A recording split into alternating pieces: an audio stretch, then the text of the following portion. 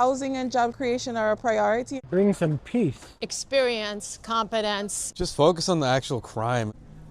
I think New York's next mayor needs to be an individual with a very practical vision and prioritizing job creation for American citizens. For those of us who lived through 9/11, we really need someone who's going to have the competence in emergencies to protect us all. My favorite is Mamdani. Feels like he's one of us. Maybe in next 1 year, 1.5 years, he would probably solve most of the issues people facing daily. The best choice for me, it's not my favorite person in the world, but Andrew Cuomo. He was a governor, he has experience, he supports Israel. Andrew is not the perfect politician, but I do appreciate that he does have a really good capacity to steer the city in the direction that I feel would help it advance. I guess Mamdani, because he said he was going to lower the fares. He's also young. Usually older dudes who run for mayor, I don't trust them at all. For example, Cuomo, he's pretty sure Trump endorses him and I hate Trump. I think Curtis Silva, he'll keep the city safe, in my opinion. Cuomo is an experienced guy. Well, New York will survive either way.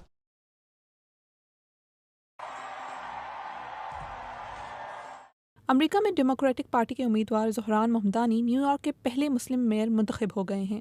वो 1892 के बाद शहर के mayor बनने वाले सबसे कम उम्र शख्स होंगे। ज़ोहरान महमदानी की ये जीत कई हवालों से तारीखी है, क्योंकि वो न सिर्फ न्यूयॉर्क के पहले मुस्लिम मेयर होंगे, बल्कि वो शहर के पहले ऐसे मेयर भी हैं जिनकी पैदाइश अफ्रीका में हुई। जीत के बाद 30 मिनट से कम दौरानिए की तकरीर में महमदानी ने अपनी इंतखाबी मुहिम के कई वादों का जिक्र किया और इस बात पर भी रोशनी डाली है कि वो किस तरह काम करने का इरादा रखते हैं। ज़ोहरान महमदानी ने गुज़श्ता साल इस दौड़ में हिस्सा लिया था जब ना तो उनकी कोई ख़ास शनाख्त थी, ना ज़्यादा पैसे और ना ही पार्टी की बाकायदा हमायत। यही बात साबिक गवर्नर एंड्रयू कोमो और रिपब्लिकन उम्मीदवार कर्टिस सिल्वा पर इनकी जीत को काबिल जिक्र बनाती है। लेकिन इससे भी बढ़कर वो इस किस्म के सियासतदान की नुमाइंदगी करते हैं जिनकी तलाश डेमोक्रेटिक पार्टी के बाएं बाजू के बहुत से लोग बरसों से कर रहे थे। दूसरी तरफ अमरीकी सदर ने धमकी दी थी कि अगर न्यूयॉर्क के शहरी कम्युनिस्ट को मुंतखब करते हैं तो वफाकी फंड्स रोक दिए जाएंगे। ज़ोहरान महमदानी कौन है? इनका पूरा नाम ज़ोहरान क्वामे महमदानी है। वो 1991 में युगांडा के दारुल हुकूमत कंपाला में पैदा हुए। इनके वालिद महमूद महमदानी एक इंडिया युगांडा निजात सियासत के माहिर प्रोफेसर हैं, जबकि इनकी वालिदा मीरा नायर बॉलीवुड और हॉलीवुड में फिल्मसाज हैं। ज़ोहरान अपने ख़ानदान के साथ जनूबी अफ्रीका के शहर केप टाउन में भी रहे हैं, लेकिन जब वो 7 साल के थे तो ख़ानदान के साथ न्यूयॉर्क आ गए। सन 2024 में इनकी शादी शामी निजाद अमरीकी आर्टिस्ट रामा दुआजी से हुई। तालीम हासिल करने के बाद ज़ोहरान ने बतौर फोरक्लोजर प्रिवेंशन काउंसलर काम किया, जिसका मतलब एक ऐसा मुशीर है जो गरीब ख़ानदानों को घरों से कर्ज की वजह से जबरी बेदखली से बचाने में मदद देता है और जिसका असर इनकी आवाम की फलाह बहबूद पर मबनी सियासत पर वाज़े ज़ाहिर है। ज़ोहरान महमदानी की इंतखाबी मुहिम बाकी उम्मीदवारों से कैसे मुख्तलिफ थी? इनकी मुहिम में लोगों को काफ़ी दिलचस्पी थी, क्योंकि उन्होंने ऐसे मसाइल उठाए जो कि न्यूयॉर्क जैसे महंगे शहर के आम लोगों को मुतासर करते हैं, जैसे महंगे शहर में सस्ते किराए के घर, फ्री बस सर्विस और चाइल्ड केयर जैसी सहूलियात फराहम करने का वादा। महमदानी वायरल वीडियो, पॉडकास्ट और सोशल मीडिया के ज़रिए इन वोटरों तक पहुँचे हैं और उन्होंने ये सब एक ऐसे वक्त में किया है जब डेमोक्रेटिक पार्टी के अपने अरकान का एतमाद कम है। लेकिन सवाल यह है कि क्या वो अपने वादे पूरे कर पाएंगे और बग़ैर किसी इंतज़ामी तजुर्बे के वो ट्रंप इंतज़ामिया की मुखालफत का सामना कैसे करेंगे।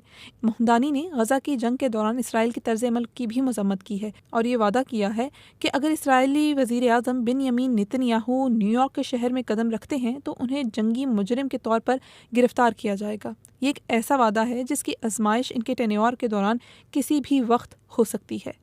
हमारी तो हसरत थी, हम तो वेट ही करते रहते थे कि कब होगा इधर, कब होगा इधर। हम बहुत ज्यादा एक्साइटेड हैं, हमने इस लम्हे के लिए बहुत साल वेट किया है। लास्ट टाइम जब फैसलाबाद में मैच हुआ था तब तो हम पैदा भी नहीं हुए थे, तो हम इस दफा बहुत ज्यादा एक्साइटेड हैं और PSL के लिए भी हम बहुत ज्यादा एक्साइटेड हैं और हमारे अपने शहर में क्रिकेट होगी, अब हमें लाहौर नहीं जाना पड़ेगा।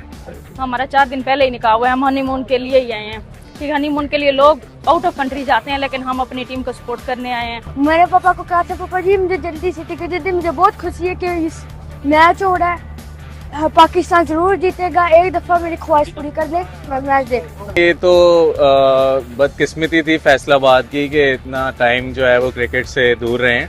तो पाकिस्तानी आपको पता है कि हर शहर के जो है वो क्रिकेट को लव करते हैं, तो ये बहुत बड़ी अपॉर्चुनिटी है। अल्लाह करे जैसे क्राउड आ रहा है तो कामयाब हो, तो इंशाल्लाह और भी टीम्स आएँ, तो बड़ी खुशी की बात है ये। 17 साल बाद 2 टीमें आमने सामने हो रही हैं, फैसलाबाद के क्रिकेट स्टेडियम में हो रही हैं। तो जब बच्चे, बूढ़े, नौजवान हर कोई देखेगा, अगर कोई टीवी पर देख रहा है तो उसमें भी शौक पैदा होगा कि हम भी जाकर देखें। यहाँ लाइव देखने का पहला एक्सपीरियंस है, उसके अलावा पुरजोश है इस चीज़ के देखने के लिए कि लाइव देखना कैसा महसूस होगा। उस वक्त मैं स्कूल पढ़ता था, ये तो 1995 की बात है, छोटा था उस वक्त की बात है। पाकिस्तान ऑस्ट्रेलिया की टीम आई थी पाकिस्तान के दौरे पे, उस वक्त टेस्ट मैच था, वो देखा था। उसके में आज में जमीन आसमान का फर्क है बड़ा। अच्छा अभी तो ये सिक्योरिटी जो है वो फुल प्रूफ है, बड़ी मतलब बहुत ज़्यादा। उस वक्त स्टेडियम इतना नहीं था, अभी स्टेडियम भी बहुत ज़्यादा वीआईपी हो गया। मैंने तकरीबन 17 साल पहले मैच देखा था, साउथ अफ्रीका ही आया हुआ था, तो तब मैंने मैच देखा था लास्ट, तो तब भी बहुत मज़ा आया था।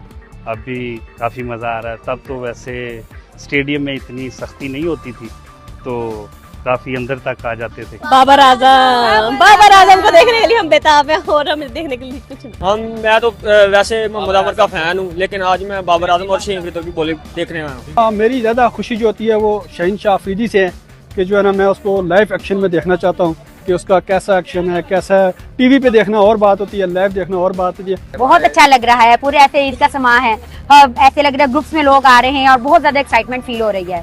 पूरा एनवायरनमेंट ही ऐसे है, चेयर अप एनवायरनमेंट है, बहुत लोग खुशी महसूस कर रहे हैं।